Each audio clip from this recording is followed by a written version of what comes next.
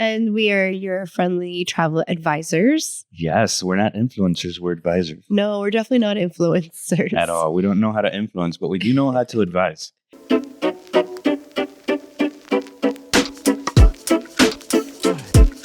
So I know you're a little bit under the weather. So I am, but that's okay. Let's keep going. I know you're a trooper. I love you for this. All right, so this is episode 11, everyone. So welcome. We have some pretty good, interesting travel news that came about that we thought we should touch upon.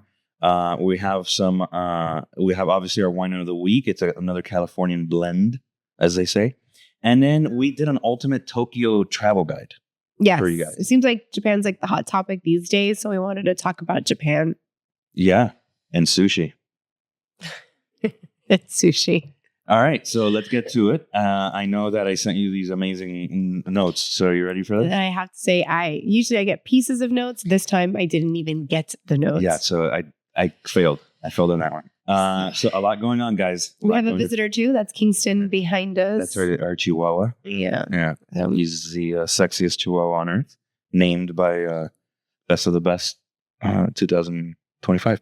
All right. So here we go. Number one, this is an interesting news. This is actually a semi-news segment for us where we're going to touch upon news as well, because I think informing is half the battle, as G.I. Joe would say. So this is our top travel news that we've seen.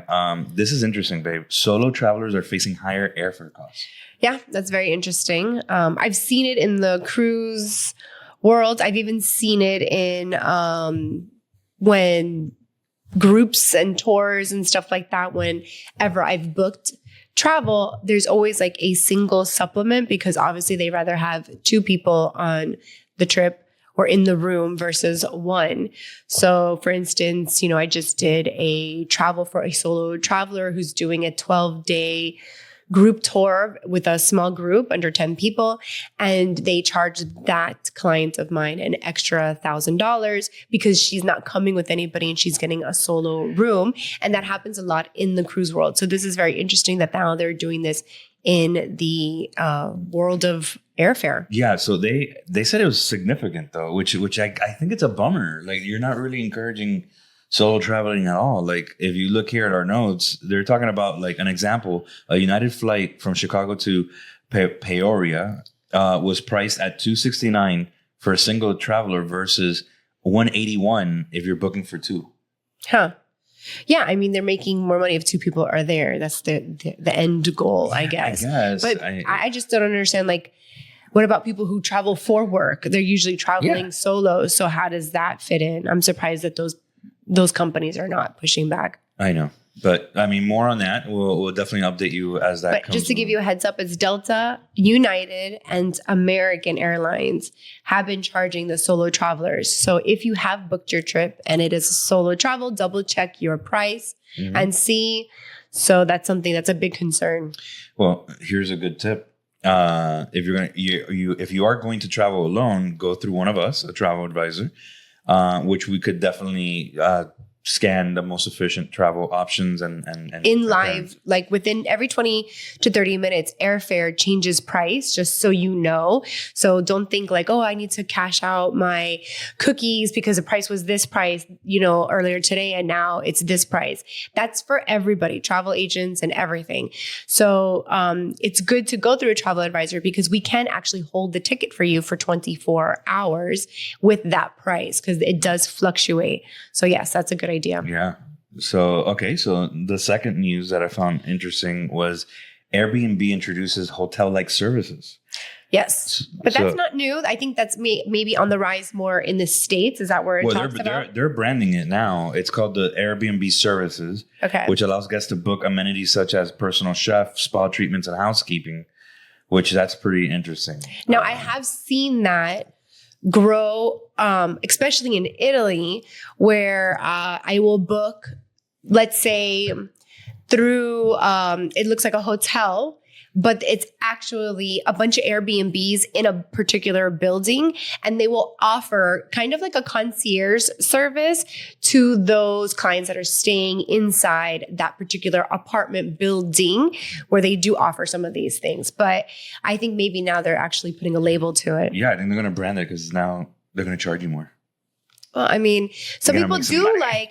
I have, listen, we go back and forth between hotels and Airbnbs. It really depends, A, who we're traveling with, B, how long we're going to be somewhere, and C, how many of us is there going to be, and if it's really worth it in the long run. I always suggest Airbnb for long term, or if you have a very large family and you want to be together, and you know, I can understand that.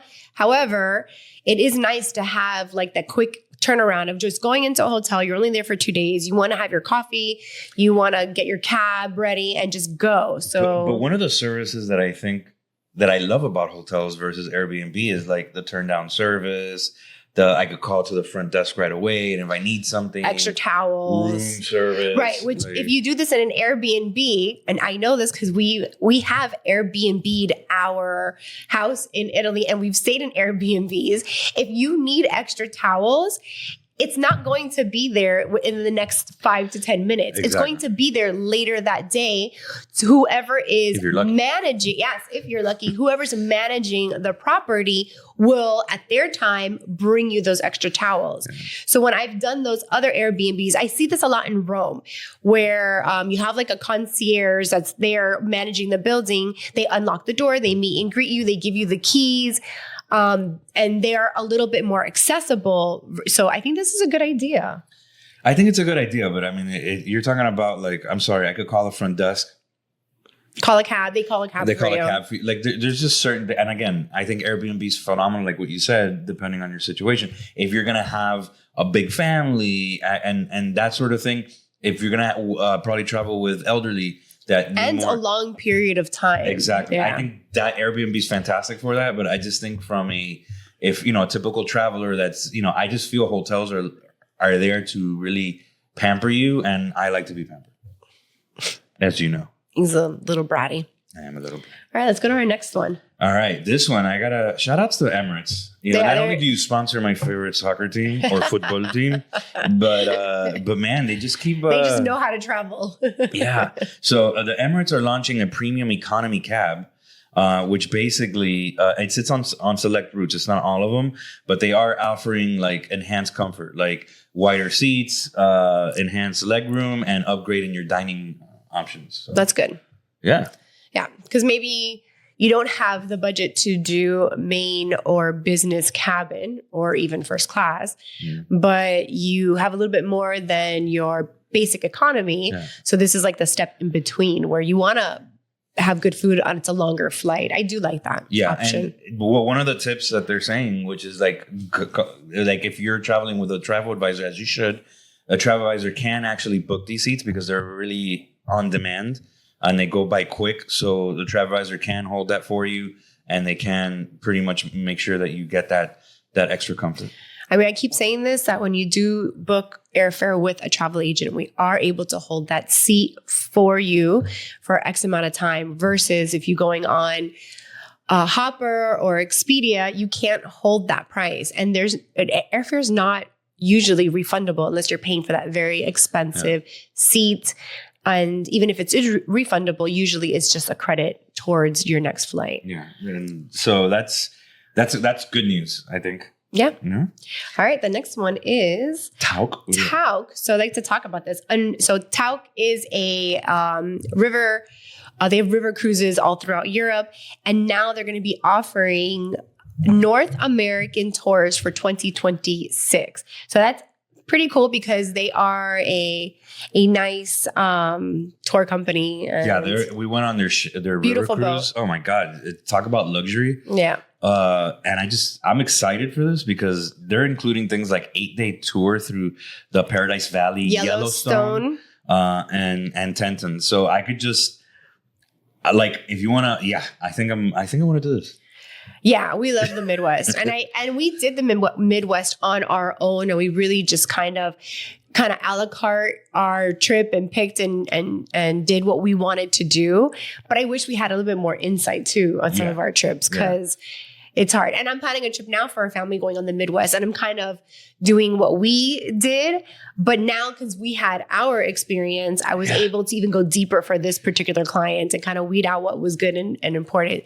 But to get that I love all that history and the Yellowstone and but I love how they when you incorporate Yellowstone and luxury, cha-ching, baby. Once again, cha-ching. He's a brat. I'm a brat. I'm sorry. Like, why not? Why not travel? Like, traveling is just as important as your home. It's just as important as your job. Like, you want to do the best, right? For your home and your job. Why not do it for your travels? Don't shortchange your travels. Yeah, I always say this. Travel is an investment. Yeah. They're making memories. Kids are going to remember that. You guys are going to remember that. They're nice bonding experiences. And why not have like some caviar? Therapy. It is better than therapy. Like, the only reason why we lasted in our marriage is because of travel, not because of marriage counseling.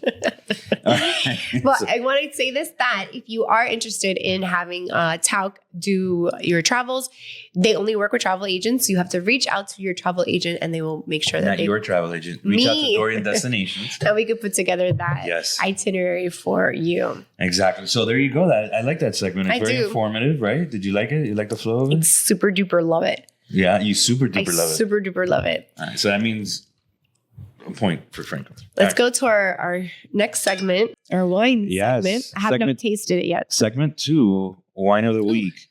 I'm not going to lie. Fantastic. I think it's bold. It is I smelled it. It's very bold. I'm going to taste it now. Yeah, and this is great because you're sick. So I want to see how good it tastes. I hope it tastes good because I'm all stuffed up and then, your taste buds are off and, I'll drink it for you and I'll, how it is. But basically, this week's wine is a Topa Mountain Winery blend.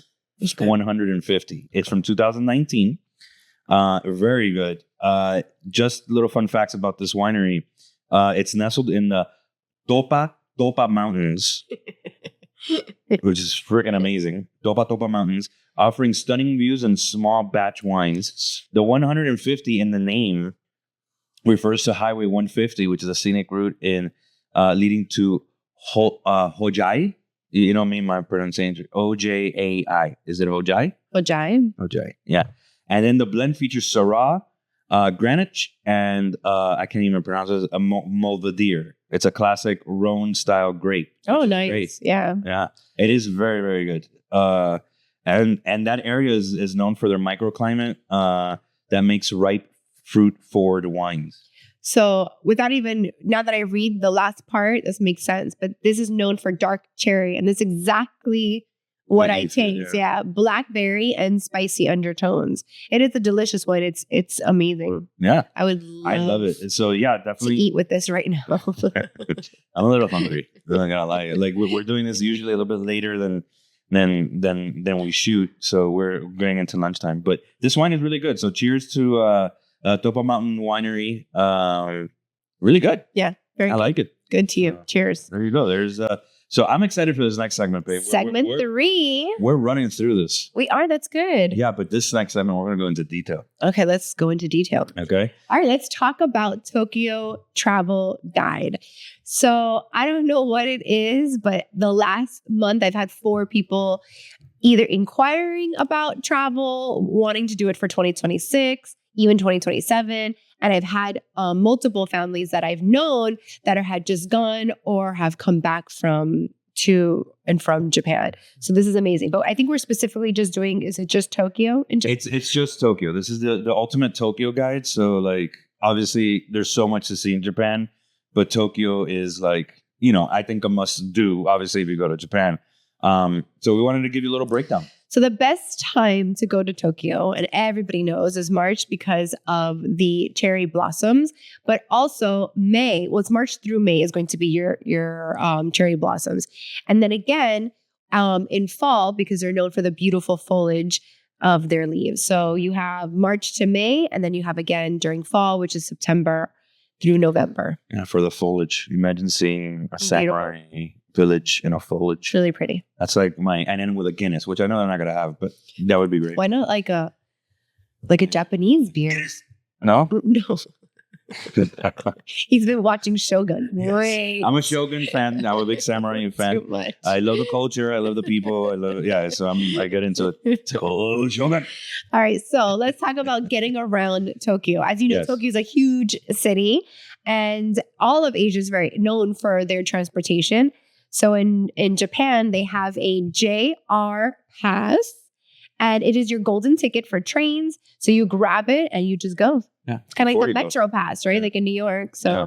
And then subways are very efficient, clean, and affordable, which is great. So if you're used to, traveling in subways, which I'd love to do in New York, obviously, and Paris too. I like the Underground. Metro. Yeah, really good. And then taxis are expensive. So try to only use those for necessary. Yeah, so go subway in Tokyo. I think you're going to be great. So Or feet.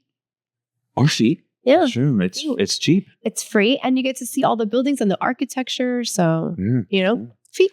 Feet. Happy feet.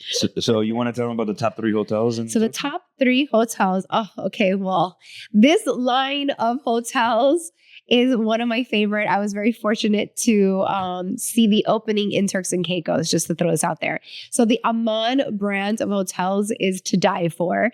And they have Aman Tokyo. So of course it's going to be beautiful, ultra luxury and panoramic city views. The next one is the Peninsula of Tokyo, which is classic, elegant, and walkable to the key sites. And the last is Park Hyatt Tokyo. And it's the iconic from Lost in Translation, cute movie. Yeah, so the iconic bar in that movie. Very nice. So those are your top 3. If you ask me, Amman is the way to go. Well, I'm going to say these top 3s next because I just love to eat. So the top 3 restaurants, and please pardon me, please. I'm horrible at pronunciations. The Sukiyabashi Hiro. I think you said it right. Yeah? Yeah. Nice. Okay. Legendary for their sushi. It's a 3-star Michelin restaurant. So definitely that's something to do. Ichiran Ramen.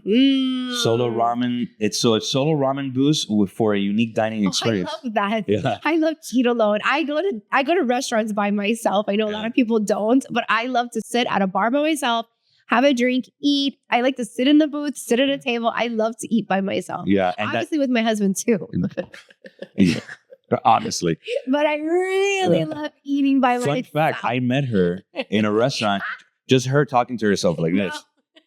But he was taking a long time to pick me up. So I was like, I'm out of here. Yeah. If you need me, I'll be at the bar. And I did go by myself. So when I walked into that bar, I just saw her talking to herself like, no, this is great. I love this drink. I love this drink. So yeah, it's nuts. So hey, babe, that's your restaurant. The Ichi, are you okay there? Sorry, listeners. I was not talking to myself. I was sitting at a table waiting for you, though. Well, yeah. So the Ichiran Ramen Solo Ramen booth. So that's amazing. And then the third one is Narisawa? No, it's Narisawa. Narisawa. Yes. So it's a foraging-focused, sustainable fine dining spot. I like that. Yeah. So Very there cool. you go. The top 3 restaurants that we recommend for Tokyo for fine dining. And then, babe, you want to kind of mix and match these? So the top 5 things to do. So, oh my God. All right, here we go. I don't have my, wait, I do. We're getting old, people. So it is Tsukiji Outer Market, and it's the food paradise. The Shibuya Crossings, which is very famous, where you see everybody dressed up in that big interchange, right? Is that the crossing that we're talking about? Yeah, it's the busiest pedestrian scramble. So that's like the 4 intersections. But you see them, all of them, they're all dressed up and stuff. Yeah, there's it's not on our list, but there is an alley in Tokyo, Japan, where it's basically like if you love anime and pop culture, like you see the girls dressed up in the anime outfits. Super cute. I think I'm gonna fall in love with Tokyo. I swear to God, I just love that. All right. And then we have the Meiji. Speaking of anime, the Meiji Shrine. No, sorry, the next one. Which one? No, you're right. Go. Wait. The Meiji Shrine. Okay, and it's a serene forest shrine in the heart of the city. There we go. And then the Gihibili. I can't say this. It's Hibili. Yes, museum. Hibili And museum it's for the anime lovers. For anime lovers, yeah. And then Team Lab Planet, and it's an immersive digital art. Very cool. Yeah. Actually, I had a friend, Cameron, he showed me a video of that, the Team Lab Planets. Really immersive, really amazing. I've never heard of it until now. Yeah. It's like what we kind of experienced with like the Van Gogh thing. but it's a lot more immersed, where basically he went into a room and then there's like a bunch of lights just hanging, and then based on his movements, the lights kind of like turned on and stuff. It was really, really I love that. Yeah, you know what? I think I'm gonna try to ask him to give me that for B-roll so you guys could see. Oh, so here it is again. Look, the neighborhoods to know. And that's the Shibuya crossing, which we were just talking about. It's the busiest pedestrian crossing and is a symbol of Tokyo's vibrant energy. We have the Hakiro statue, I guess. I hope I'm saying this right. Visit the famous statue. It's commemorating the long, loyal dog Hachiko, a popular meeting spot. Very so cool. That's where a lot of locals go and meet. So that's a cool little. So Hakiro, the statue. Just remember that. And then we have the Shibuya Sky, which is the panoramic views of Tokyo.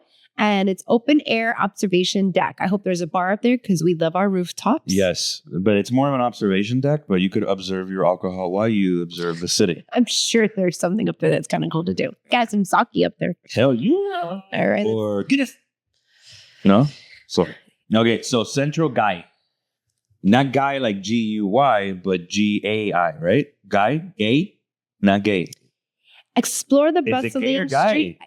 I have never been there, so I don't want to give. Sorry, please, if I'm pronouncing it wrong, please comment on how I should pronounce it. I apologize. Explore the bustling streets filled with shops, restaurants, and entertainment options. What is that? That thing was in the wrong place. Yeah. And so that's kind of cool. So if you like shopping, there's probably great shopping over there. Yeah. I'm not a shopper, but that would be kind of fun. But I'm definitely a shopper, and so I'll definitely go there. Awesome. Yeah. And then we have Shinjuku. It's a blend of business and entertainment. So it's a metropolitan. So they have the Tokyo Metropolitan government building there. It's free Observation deck. Yes, there you go. Observation decks, and it's a government building, so it's safe.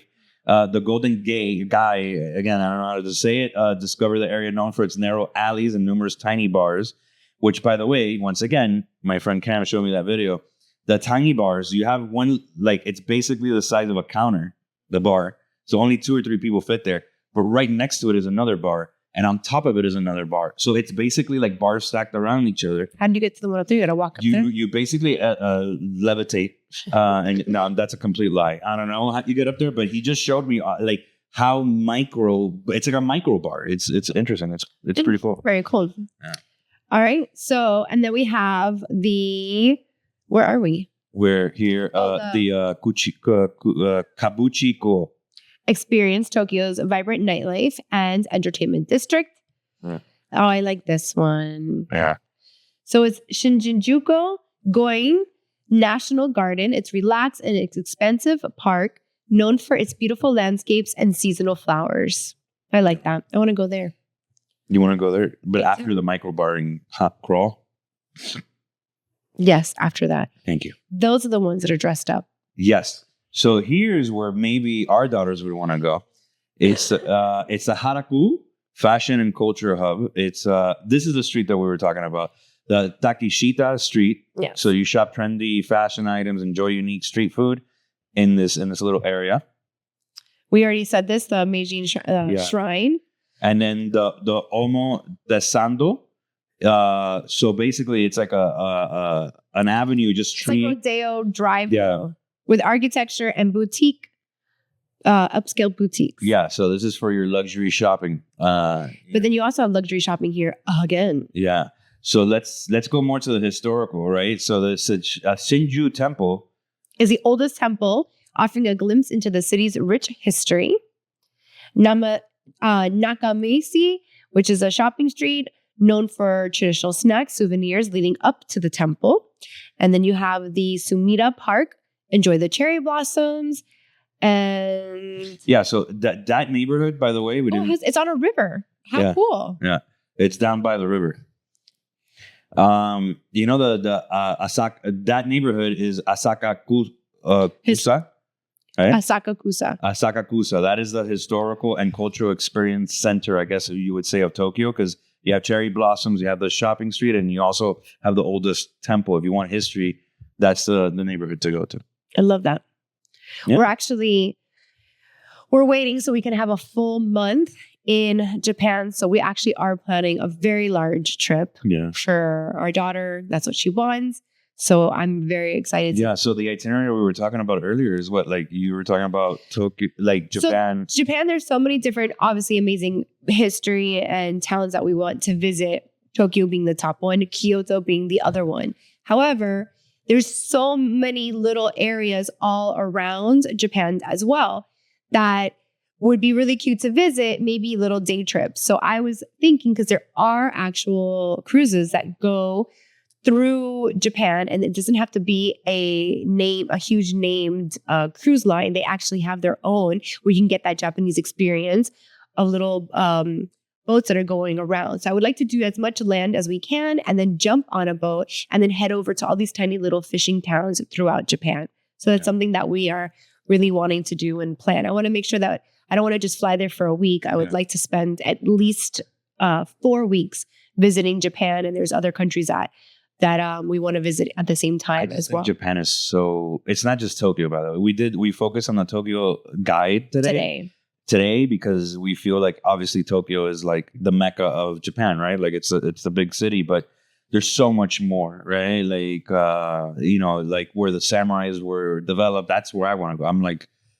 so into the samurai culture and history that I just got to see it. Kyoto is another great place. So it's just the countryside of Japan is just gorgeous and beautiful, and the people and the food. That's definitely one of my biggest bucket lists. Yeah, I would say. Yeah. I'm excited. Yeah. Well, babe, thank you so much for cheers for being a trooper. I know you're sick, you're under the weather, but you still advise your fans. And we went from 50 fans to 300, babe. Come on. What do you feel about that?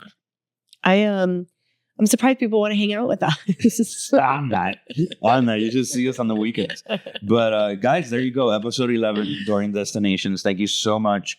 We love you. And remember, we're not travel influencers. We're travel advisors. So everything you heard today on this podcast, you could book with us. Just reach out and we'll be more than happy to make your Tokyo dreams come true. Cheers. Cheers.